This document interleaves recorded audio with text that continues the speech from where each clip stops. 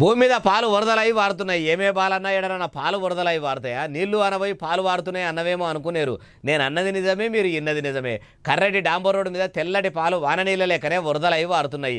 ఏడనో అన్ని ముచ్చట్లు చెప్తా పాండ్రి.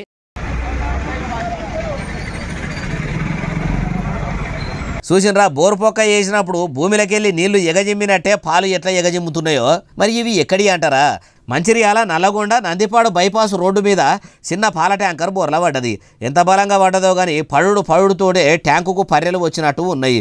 చూస్తున్నంతసేపట్ల పాలన్నీ ఇట్లా నేలపాల అయినాయి. పాలెవ్యాను బోర్ల పడ్డదని ఎరుకవుడు ఆలస్యమే లేదు. కొంతమంది బకెట్లు తీసుకొని వచ్చిర్రు, నింపుకొని పోతూనే ఉన్నారు. అబ్బబ్బబ్బబ్బబ్బా, ఎన్ని గానం ఉన్నాయి చూడుండ్రి. ఎన్ని షాయిలు పెట్టుకొని తాగొచ్చు, ఎన్ని తోడు చేసి ఎన్ని కిలోల పెరుగు తయారు చేయొచ్చు, ఎంత పాలకోవా చేసుకోవచ్చు. కానీ ఏం లాభం, ఉత్తగా భూమి పాలాయ.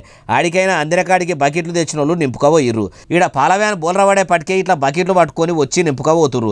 అదే ఆడ ఏ కోడెరువులారో ఏ పెండతాటలారో బోర్ల పడితే అక్కడోళ్ళు ఏమన్నటోళ్ళు, నీ డ్రైవర్ సల్లగుండా పోయి మా కొంపల నడమనే కోడెరువులారి బోర్లేసిండు, ఏం వాసన మా గబ్బు వాసన పెట్టి పోయిండు అందరు. గాని ఎవరన్నా కోడెరువునో పెండనో ఇట్లా బకెట్లతోనో గంపలతోనో కొంచబోదురా, అస్సలు కొంచవకపోదురు అంటుర్రు ఈ ముచ్చటిన్నోళ్ళు.